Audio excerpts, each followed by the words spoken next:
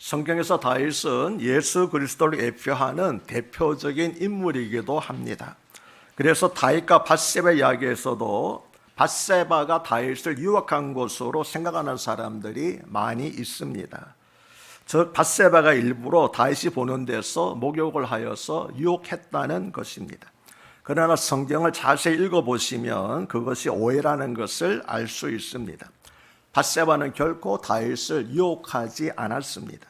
밧세바는 전적으로 최고 권력자에 의해서 성적으로 유린당한 피해 여성이었을 뿐입니다. 우리는 그것을 어떻게 알 수 있습니까?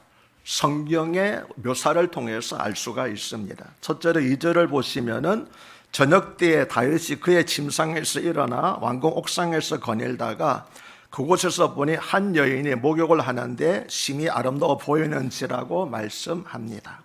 이 말씀을 보면 밧세바가 목욕한 시간은 저녁 때입니다. 밝은 대낮에 남자들이 보라고 목욕한 것이 아닙니다. 어두운 시간을 기다렸다가 목욕했다고 하는 것은 남의 시선을 피하려고 하는 그런 의도가 분명히 있었음을 알 수 있습니다. 밧세바는 결코 어둠 속에서 몰래 훔쳐볼 남자가 있으리라고는 생각조차 하지 않았을 것입니다. 둘째로 4절을 보면 그 여자가 그 부정함을 깨끗하게 했으므라는 말씀이 나옵니다. 율법에 알게 되면 생리 중인 여자는 부정함으로 생리가 끝난 후 7일째 되는 날 저녁에 몸을 씻고 하나님께 비둘기를 바치는 정결 이식을 행하도록 하였습니다. 그러므로 밧세바는 다윗을 유혹하기 위해서 목욕한 것이 아니라 이스라엘 여성들이 생리가 끝날 때쯤 시행하는 정결 예식을 행한 것이었습니다. 셋째로 이 사건은 전적으로 다윗이 주동이 되어서 행한 일이라는 것을 성경의 묘사를 통해서 알 수가 있습니다. 2절로부터 4절을 잘 읽어보시면 밧세바의 사건을 설명하는 데 사용된 동사가 다윗이 주동적으로 행한 것임을 우리에게 보여주고 있습니다. 2절은 다윗이 본이라고 말씀하지요. 3절은 다윗이 사람을 보내 그 여인을 알아보게 하였더니라고 말씀합니다. 4절은 다윗이 전령을 보내어 그 여자를 자기에게로 돌아오게 하고 동침하며라고 말씀합니다. 밧세바가 한 일은 아무것도 없습니다. 오직 다윗이 주동적으로 한 것이라는 것을 성경은 보여주고 있습니다. 이처럼 이 사건의 모든 주체가 다윗이었습니다. 넷째로 만일 밧세바가 유혹한 것이거나 다윗과 공모한 간통이라면 밧세바도 하나님의 심판과 경계를 면할 수가 없었습니다. 그러나 하나님께서 나단을 보내셔서 다윗을 책망하실 때 나단 선지자는 다윗만 책망했지 밧세바에 대해서는 책망의 말을 전혀 하지 않았습니다.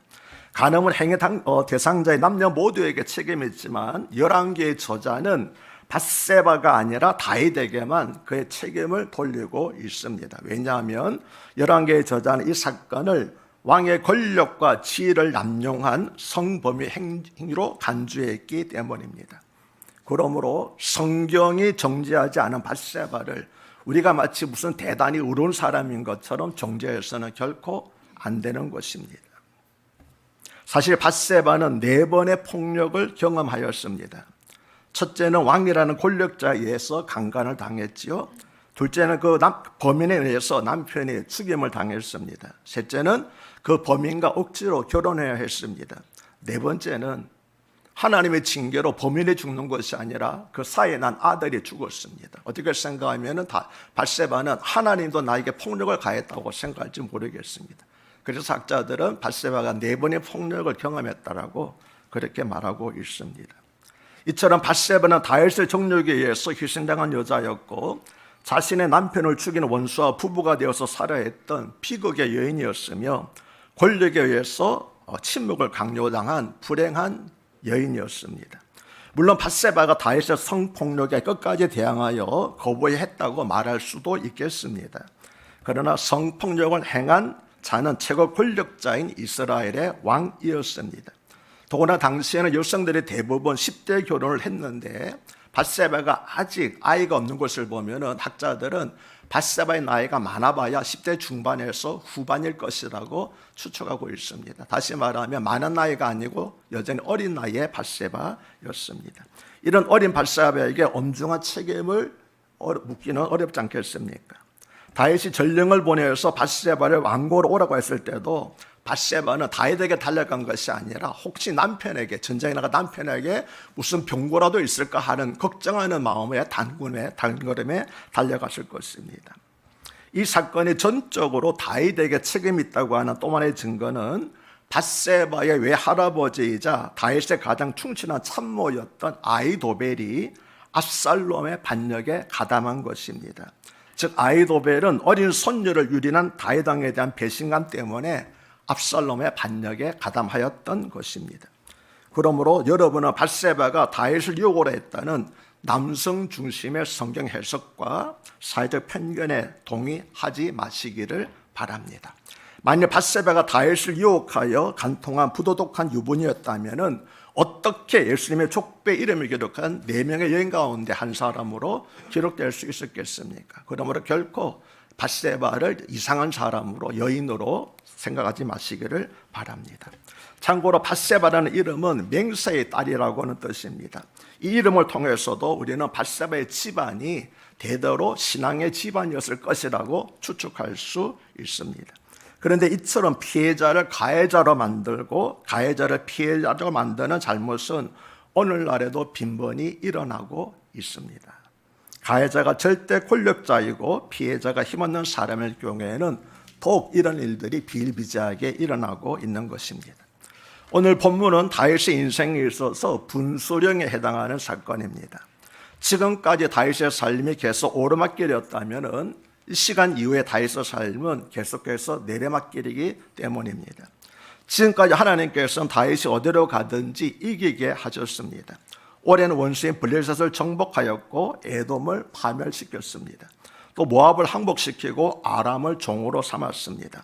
극히 짧은 기간 동안에 이스라엘은 이웃의 나라들이 감히 넘볼 수 없는 중동의 강자로 부상을 하였습니다. 그래서 하나님께서 함께 하시면은 부국강병이라고 하는 나라의 과제도 그렇게 어려운 일이 아니라는 것을 우리는 다윗을 보면서 느낄 수가 있습니다. 그러나 이처럼 최고의 자리에 올라왔을 때 다윗이 나락으로 떨어지기 시작합니다.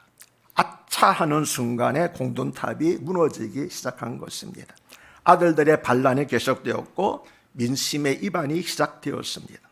아들 압살롬의 반역 때는 얼마나 급했든지 맨발로 왕궁에서 도망쳐 나와야 했습니다. 왕궁에 남겨둔 후궁들이 아들 압살롬에 의해서 겁탈당하기까지 하였습니다. 이처럼 이만하면 되었다고 생각하는 안일함과 방심의 결과가 이처럼 무서운 것입니다. 그래서 고린도전서 10장 12절은 그런즉 선질로 생각하는 자는 어떻게 조심하라고요? 넘어질까 조심하라. 선질로 이만하면 되었다고 생각하는 사람은 넘어질까 조심하라고 경고한 것입니다. 오늘 보면 1절은 이렇게 시작을 합니다. 우리 1절을 함께 다시 읽어볼까요? 1절을 함께 읽겠습니다. 그 해가 돌아와 왕들이 출전할 때가 되매 다윗이 요압과 그에게 있는 그의 부하들과 온 이스라엘 군대를 보내니 그들이 암몬 자손을 멸하고 랍바를 에워쌌고 다윗은 예루살렘에 그대로 있더라. 아멘. 여기서 해가 돌아오라는 말은 1월이 됐다는 뜻이 아닙니다. 물론 유대 정교력으로 1월이지만 유대 정교력으로 1월은 오늘날 태양력으로는 3, 4월 다시 말하면 봄이 되었다라고 하는 그런 뜻입니다. 팔레스타인에서 겨울은 우기에 해당되기 때문에 전쟁의 시기가 아닙니다. 그러나 봄은 건기이기 때문에 전쟁에 적합한 시기였습니다. 그래서 지난번 암몬과의 전쟁에서 이스라엘 군대는 승기를 잡았음에도 불구하고 겨울이라는 우기가 다가왔기 때문에 그냥 돌아왔어야 됐는데 이제 다시 봄이 되었기 때문에 마무리 전쟁을 하려 했다고 하는 그런 뜻입니다. 따라서 왕들의 출전할 때라는 말은 곧 팔레스타인의 봄, 다시 말해서 전쟁하기에 적절한 시기가 돌아왔다라고 하는 뜻입니다. 그런데 여러분 뭔가 이상하지 않습니까? 그냥 다윗은 예루살렘에 남아있다고 하면 될 것을 굳이 왕들이 출전할 때가 되었다고 말하고선 정작 왕인 다윗이 이스라엘에 남아있다고 하는 사실을 강조하고 있기 때문입니다. 무슨 연고일까요? 이것은 역사가이기도 한 열왕기의 저자가 다윗이 왕으로서 직무유기를 행하였다고 하는 것을 강조하고 있는 것입니다. 어떤 사람들은 이 전쟁은 굳이 왕이 출전하지 않아도 될 작은 전쟁이었다고 주장합니다. 그러나 암몬의 수도의 랍바성은 험준한 요새였습니다. 랍바라고 이름 자체가 큰 성이라는 뜻입니다. 그래서 다윗은 총사령관인 요압과 온 이스라엘 군대를 총동원하여서 랍바성을 치도록 한 것이었습니다. 그러면 다윗은 왜 출전하지 않았을까요? 어떤 사람들은 다윗이 나이가 많아 늙었기 때문이라고 말합니다. 그러나 이때 다윗의 나이는 40대 중반이었습니다. 한참 일할 때입니다. 그래서 다윗이 출전하지 않은 것에 대해서 학자들의 의견이 분분합니다. 그러나 저희 대답은 간단합니다. 영적 긴장이 풀렸기 때문입니다. 그 틈을 노리고 사탄이 다윗에게 교만함과 안일한 마음을 심어준 것입니다. 어쩌면 쉬지 않고 달려온 전쟁에 시달려서 쉬고 싶었을 수도 있습니다. 그래서 저는 한편으로는 다윗의 마음이 이해가 가기도 합니다. 왜냐하면 저도 35년 동안 안식년 없이 계속 달려왔기 때문입니다. 그래서 많은 분들이 목사님 은퇴에 뭘 하실 거예요? 물어보면 저희 대답 한결같지요. 저는 무조건 몇 달 동안 아무것도 안 하고 쉬고 싶어요. 정말입니다. 35년 동안 안식년 없이 쭉 달려오다 보니까 이제는 지쳤어요. 그래서 아까도 우리 권은 집사님 말씀하는 것처럼 시계만 깜빡깜빡하는 것이 아니라 저도 깜빡깜빡하잖아요. 그래서 다윗의 마음 그렇잖아요. 다윗도 보십시오. 10대 후반부터 전쟁하지 않았습니까? 40대 중반입니다.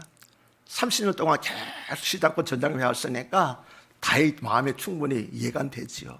그렇다 할지라도 군대를 다 보냈으면은 예루살렘에서 남아가지고 기도하라고 했어야지요. 그런데 그건 뭡니까?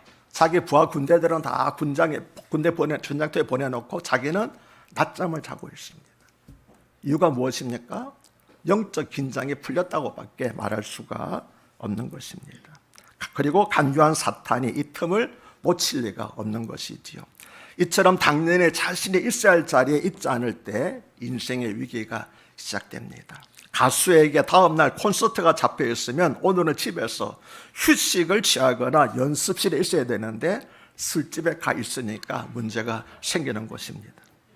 목사가 교회나 집에 있어야 되는데 골프장이나 호텔에 가 있으니까 문제가 생기는 것 아니겠습니까?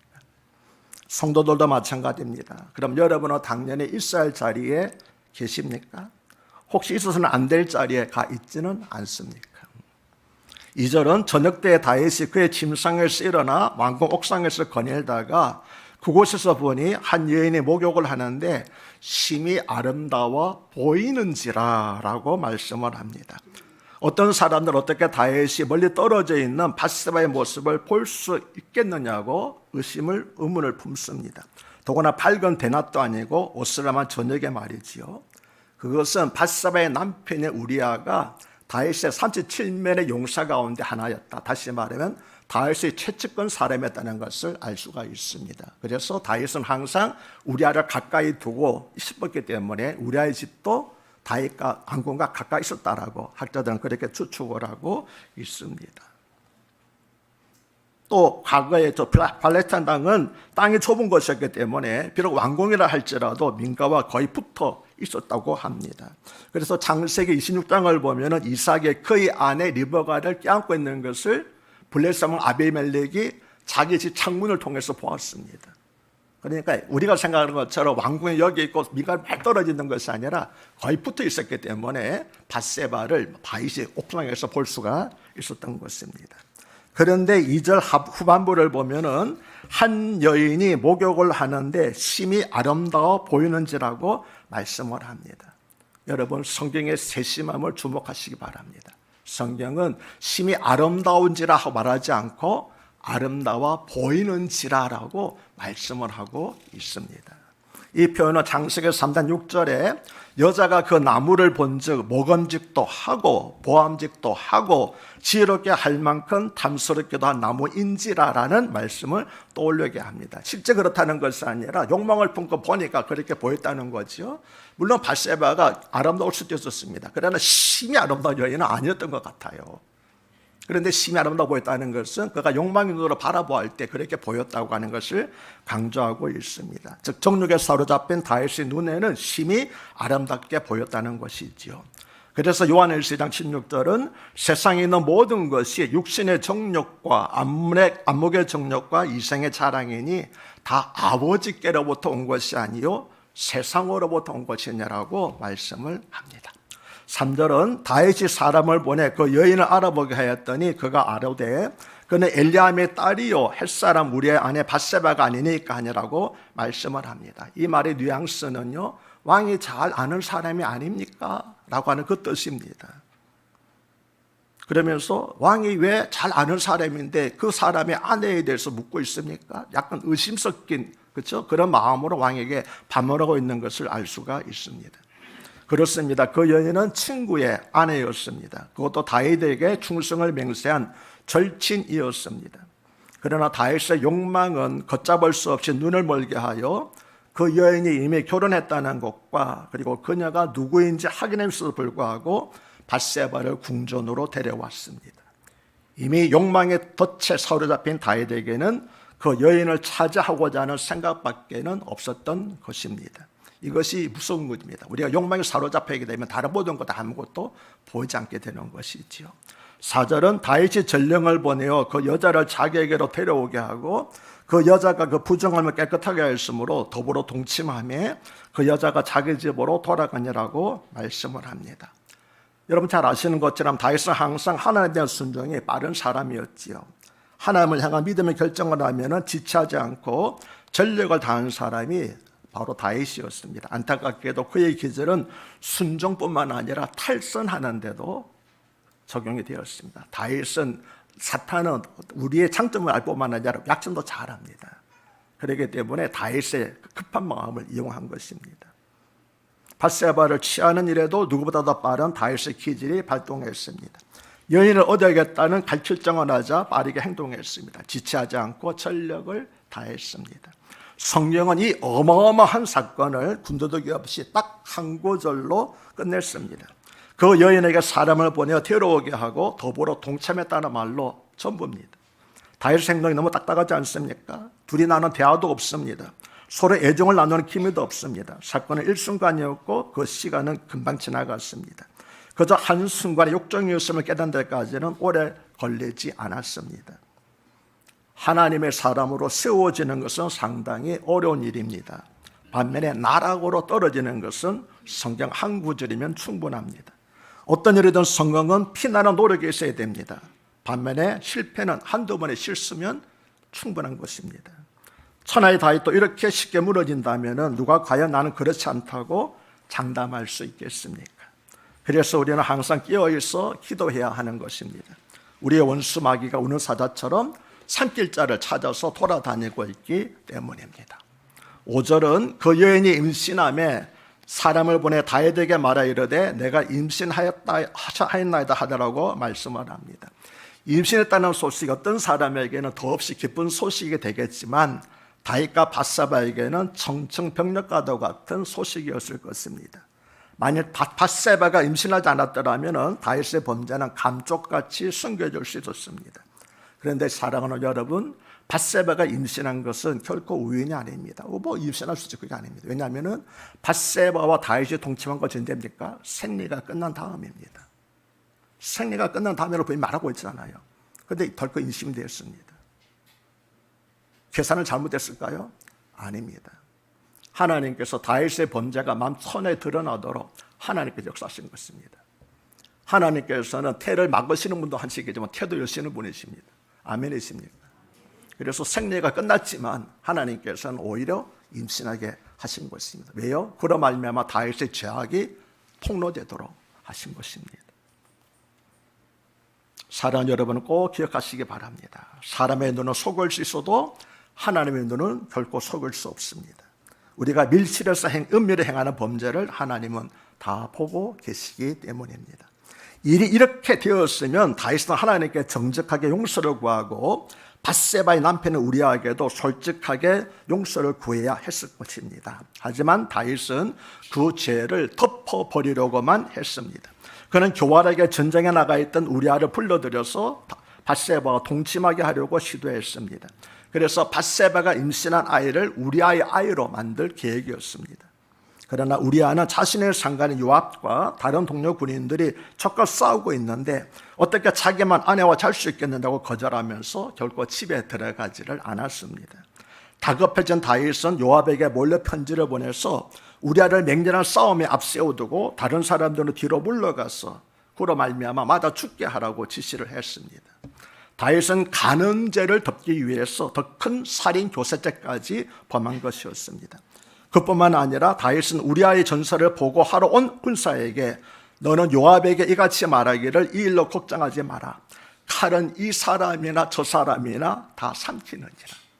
얼마나 가정스럽습니까? 자기가 죽이도록 해놓고 전쟁터에서 사람 죽는 뭐 누가 죽는 것을 누가 어떻게 하겠느냐. 이렇게 이쯤 되면 성군 다윗이 아니라 악한 왕 중에서도 악한 왕이 아니겠습니까? 이것이 바로 양심이 화임하던 자의 모습인 것입니다. 이처럼 죄는 더 큰 죄를 낳습니다. 그리고 회개하지 않으면 죄가 눈덩이처럼 커질 뿐입니다. 그래서 이 일은 우리로 하여금 겸허하게 만듭니다. 다윗과 같은 기도의 사람도 한순간에 무너질 수 있다면 우리는 더욱 말할 나위가 없지 않습니까? 그래서 예수님께서는 주기도문에서 우리를 시험에 들게 하지 마옵시고 다만 악에서 구원하옵소서라고 항상 기도하라고, 겸손하게 기도하라고 가르치신 것입니다. 밧세바는 남편의 우리아가 전사한 것이 다윗에게 계략인 줄 몰랐던 것 같습니다. 그래서 사무엘하 11장 26절을 보면은 우리의 아내는 그 남편 우리아가 죽었음을 듣고 그의 남편을 위하여 소리내어 우니라고 말씀합니다. 이것은 죽은 자를 위해서 가슴을 치면서 우는 것을 말합니다. 그리고 사무엘 11장 마지막 9절 27절은 그 장례를 마침에 다윗이 사람을 보내 그를 왕궁으로 데려오니 그가 그의 아내가 되어 그에게 아들을 낳으니라. 다윗이 행한 그 일이 여호와 보시기에 악하였다라고 말씀합니다. 왕이 다른 사람의 아내를 빼앗는 일은 고대 세계에서는 빈번히 일어났던 일입니다. 그러나 왕이 하나님의 대리자인 이스라엘에서는 비록 최고 권력자인 왕이라 할지라도 해서는 안 될 일이었습니다. 그것은 여호와 하나님 보시기에 악한 일이었기 때문입니다. 그런데 우리 역시 이 시대에 왕 같은 제사장들로 시험을 받았습니다. 그러므로 우리는 세상 사람들보다 높은 윤리적 기준을 가지고 살아야 됩니다. 세상에서는 허용된 일을 할지라도 하나님 보시기에 악한 일들이 있습니다. 그런 일을 하면 안 됩니다. 그 중에 하나가 다른 사람의 것을 부러워하거나 탐내는 것입니다.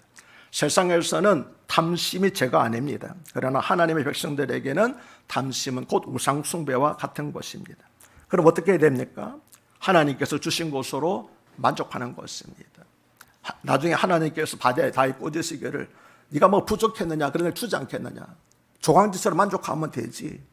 이미 많은 아내를 주었는데 그런 뜻으로 말씀하신 것도 있거든요. 그래서 우리도 하나님께서 주신 것으로 만족해야 합니다. 그래서 디모데전서 6장 6절에서 그러나 자족하는 마음이 있으면 경건은 큰 이익이 되느냐라고 말씀을 한 것입니다. 다윗은 권력을 남용한 왕으로서 품위를 잃었고 마음의 법정의 양심을 버렸으며 죄는 또 다른 죄를 낳는다는 교훈의 증거가 되었습니다. 다윗이 이스라엘의 위대한 왕이라 할지라도 성경은 그의 도덕적인 죄를 덮어두지 않았습니다. 다윗은 밧세바를 서둘러 왕궁으로 데려와 아내로 삼음으로써 그가 간음죄를 범한 것을 감추려 했지만 하나님께서는 나단 선지자를 보내서 그의 죄를 책망하셨습니다. 우리 사무엘하 12장 7절부터 9절 읽겠습니다. 함께 읽습니다. 사무엘하 12장 7절부터 9절. 사무엘하 12장 7절 9절 없어요? 제가 읽겠습니다. 나단이 다윗에게 이르되 당신이 그 사람이라 이스라엘 하나님 여호와께서 이같이 이르시기를 내가 너를 이스라엘 왕으로 기름 붓기 위하여 너를 사울의 손에서 구원하고 내 주인의 집에서 내게 주고 내 주인의 아내들을 내 품에 두고 이스라엘과 유다 족속을 내게 맡겼느니라. 만일 그것이 부족하였을 것 같으면 내가 내게 이것저것을 더 주었으리라. 그런데 어찌하여 네가 여호와의 말씀 업신여기고 나 보기에 악을 행하였느냐. 네가 칼로 햇사는 우리아를 치되 암몬 사람의 칼로 죽이고 그의 아내를 빼앗아 내 아내로 삼았도다. 하나님께서는 다윗에게 왜 그렇게 했느냐, 무엇이 부족할 것 같았으면 내가 해주지 아니하겠냐고 말씀을 하셨습니다. 다윗에게 있어서 소망은 하나님께서 말을 걸어오시는 것이었습니다. 비록 책망의 말씀이었지만 하나님께서 그를 버리지 아니하시고 말을 걸어오시는 것이 다윗에게는 소망이었습니다. 하나님 버리신 자에게는 하나님은 결코 꾸짖지 않았습니다. 마지막에 심판해 버립니다. 그러나 하나님께서 택하신 자는, 하나님께서 세우신 자는 하나님께서 욥이 말한 것처럼 침상길 동안이라도 가만두지 않습니다. 꼭 책망하여서 바른 길로 돌아오게 하십니다. 그래서 하나님께서 말을 붙여주시는 사람마다 소망이 있는 것입니다. 왜 그렇게 했느냐고 말을 보신 하나님께 다윗은 회개하면서 엎드렸습니다. 시편 51편은 다윗이 지은 시인데 다윗이 밧세바와 동침한 후 선지자 나단이 그에게 왔을 때 고백한 것입니다. 이 중에 몇 구절을 제가 인용해서 읽어드리겠습니다. 물은 나는 내 죄가를 아오니 내 죄가 항상 내 앞에 있나이다. 내가 죄악 중에서 출생함이었으며 어머니가 내 죄 중에서 나를 잉태하였나이다. 우술초로 나를 정결케 하소서. 우술소라고 하는 것은 시체를 닦을 때 사용하는 풀입니다. 내가 정하리이다. 나의 죄를 씻어주소서. 내가 눈보다 희리이다. 하나님이여 내 속에 정한 마음을 창조하시고 내 안에 정직한 영을 새롭게 하옵소서. 내 마음속에 선한 마음이 하나도 없다는 겁니다. 악한 마음밖에 없다는 거죠. 하나님이여 나의 구원의 하나님이여 피 흘린 죄에서 나를 건지소서. 하나님께서 구하시는 제사는 상한 심령이라 하나님이여 상하고 통회하는 마음을 주께서 멸시하지 아니하시리이다. 다윗은 진심으로 죄를 회개하며 울었습니다. 이것이 다윗의 위대함입니다. 다윗이 위대한 점은 죄를 짓지 않는 것이 아닙니다. 다윗도 죄를 지었습니다. 그것도 피 흘린 죄를 지었습니다. 그러나 나단 선지자로부터 죄를 지적받았을 때 그는 노여워하거나 변명하지 않고 그 자리에서 거꾸러져서 회개하였습니다. 다윗의 위대한 점은 바로 이 진정한 회개에 있는 것입니다. 다윗이 눈물로 회개하는 것을 보시고 하나님은 다윗을 용서하셨습니다. 그래서 다윗은 죽임을 당하지 않았습니다. 그러나 비록 용서를 받았지만 그의 죄의 대가는 너무나 컸습니다. 하나님은 나단 선지자를 통해서 이렇게 말씀하셨습니다. 사무엘하 12장 10절 12절입니다. 이제 내가 나를 업신여기고 햇사람 우리아의 아내를 빼앗아 내 아내로 삼았은즉 칼이 너희 집에서 영원토록 떠나지 아니하리라 하셨고 여호와께서 또 이와 같이 이르시기를 보라 내가 너와 내 집에 재앙을 일으키고 내가 내 눈에서 내 아내를 빼앗아 내 이웃들에게 주리니 그 사람들이 내 아내들과 더불어 백주에 동침하리라. 너는 은밀히 행하였으나 나는 온 이스라엘 앞에서 백주의 이 일을 행하리라 하셨나이다. 이 말씀은 다윗의 아들 압살롬 반역 때 그대로 이루어졌습니다. 그리고 하나님께서는 이에 대해서 다윗과 밧세바가 간음하여서 낳은 아이를 죽게 하셨습니다. 왜 그랬을까요? 죄의 열매이기 때문입니다. 우리는 하나님 용서에 대해서 잘못 생각하고 있습니다. 하나님 용서는 죄를 지었어도 아무 징계가 없는 것이 아닙니다. 그 반대입니다. 하나님의 용서는 징계를 당하는 것입니다. 이 사실에 대해서 히브리서 12장 6절은 내 아들아 주의 징계하심을 경여기지 말며 그에게 꾸지람을 받을 때 낙심하지 말라. 주께서 그 사랑하시는 자를 징계하시고 그가 받으시는 아들마다 채찍질 하심이라고 말씀합니다. 이렇게 하나님께서는 진심으로 회개하는 다윗을 징계를 통해서 다시 일으켜 주셨습니다. 그리고 밧세바에게는 죽은 아기를 대신할 새로운 아이를 주셨는데 그 아이가 바로 누굴까요? 솔로몬인 것입니다. 사랑 여러분, 신앙이란 다시 일어서는 힘입니다. 그 힘은 하나님께서 우리에게 다시 말을 걸어오실 때 얻게 되는 초현실적인 능력입니다. 간통과 살인으로 얼룩된 다윗을 일으키신 분이 하나님이시라면 오늘 우리를 일으키시는 분도 하나님밖에 없습니다. 이제 말씀을 마무리하겠습니다. 다윗이 죄로 빠지게 된 통로는 나라가 전쟁 중에도 불구하고 전쟁을 이끌어야 할 왕이 전쟁에 나가지 않은 것입니다. 왕이 왕으로 있을 자리에 있지 않고 자신의 몸이 편한 것, 자신이 하고 싶은 일을 한 것이 문제였습니다. 그런 의미에서 우리는 지도자들이 자신의 자리를 지키는 것이 얼마나 중요한지 새삼 느끼게 되는 것입니다. 또한 우리도 스스로 돌아보면서 우리가 어디에 있어야 하는지 항상 생각해야 할 것입니다. 특히 타락한 이 사회 안에서 우리 그리스도인들은 어디에 있어야 될 것인지, 우리는 과연 어느 자리에 있어야 하는지 끊임없는 고민과 실행을 노력하면서 살아가는 저와 여러분이 되시기를 주 이름으로 축복합니다. 오늘 다윗과 밧세바라는 말씀을 통해서 오늘 우리의 삶은 어떤 삶이 되어야 되는지를 깨닫게 해주시니 감사합니다. 우리도 죄를 짓습니다. 다윗이 죄를 지은 것처럼 우리도 죄를 짓습니다. 우리도 때때로 욕망이 사로잡힐 때가 있습니다. 그러나 하나님 아버지여, 주님께서 책망하실 때, 성령께서 죄를 깨닫게 하실 때 다윗처럼 꼬꾸라지는 저희들이 되게 하여 주시옵소서. 그래서 용서함을 받게 하시고 징계를 통해 용서하실 때 그 징계를 감사함으로 받는 저희들이 되게 하여 주시옵소서. 예수님을 받들어 간곡히 기도드리옵나이다. 아멘.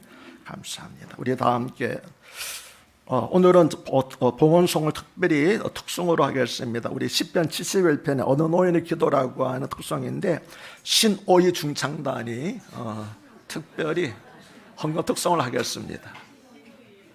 신지연, 그 다음에 오혁근, 이소령 세 사람이 창작곡입니다.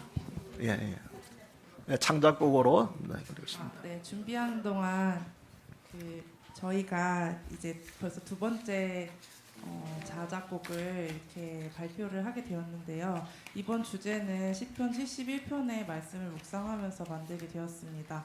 시편 71편의 부제가 어느 한 노인의 기도라고 합니다. 그래서 이 노인이 본인의 삶을 되돌아볼 때에 물론 고난과 역경들이 많이 있었지만 그 안에서도 주님께서 행하셨던 그런 가르침과 또 사랑을 기억하면서 찬양을 드리고 또 그것을 죽을 날까지 전하겠다라고 고백하는 말씀이었습니다. 이 말씀을 볼 때 저희도 그 이름 모를 한 노인처럼 저희의 삶을 고백하면서 찬양드리며 살아가기를 원하는 마음에서 이 찬양을 고백하려고 합니다. 잘 들어주시길 바랍니다.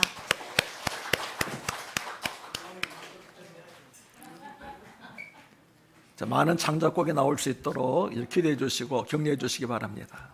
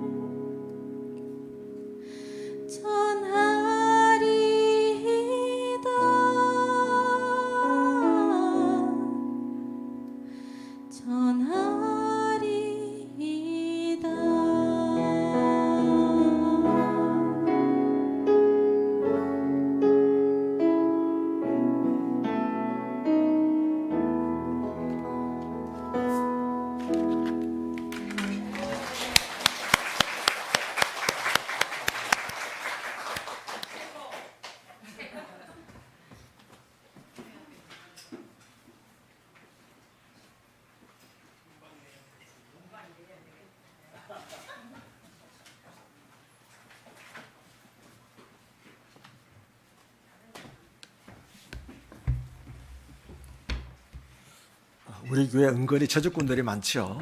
예. 하나님 아버지 감사합니다. 오늘도 6월 첫 주일 하나님의 은혜로 예배드리게 하신 것을 감사드리고 또 우리 사랑하는 우리 청년들을 통하여서 특성을 영광 돌리게 하신 것을 감사드립니다. 이 시간은 봉헌한 예물을 위해서 축복하는 시간입니다. 11조 구별해 드렸습니다. 내 삶의 전부를 드리는 마음으로 드렸사오니 주님 주인 되셔서 주님께 드려야 될 모든 것들을 악한 마귀에게 하나도 빼앗기지 않게 해주시고 먹든지 마시는데 무엇을 하든지 다 주 영광에서 쓰임받는 제대로 모든 삶이 되게 하실 때 내 생명도 목숨도 가정도 자녀도 물질도 다 하나님 위에서만 쓰임받게 하여 주시옵소서. 감사가 드리면서 겸손히 기도 제마다 드렸습니다. 구하고 생각하는 것이 넘치도록 주시는 하나님의 은혜를 경험하게 하시고 구제헌금, 선교헌금, 선교사님들 위해서, 미자립교 목회자들을 위해서, 그리고 사회 소외된 분들을 위해서 드렸사오니 비록 저건 물질이 오나 주님 축사해 주시면은 오병이의 큰 일이 나타나서 저분들에게 주 영광이 나타나고 또 구원의 축복의 통로로 쓰임받게 될 줄로 믿습니다. 우리 사랑 큰 사랑교회 성도님들의 가정마다 하시는 사업마다 물질의 복을 충만히 주셔서 더 많은 곳에 심고 베풀 수 있는 축복의 통로가 되는 귀하고 복된 삶을 살게 하여 주시옵소서. 예수님을 받들어 감사하며 축복하며 기도하옵나이다. 아멘.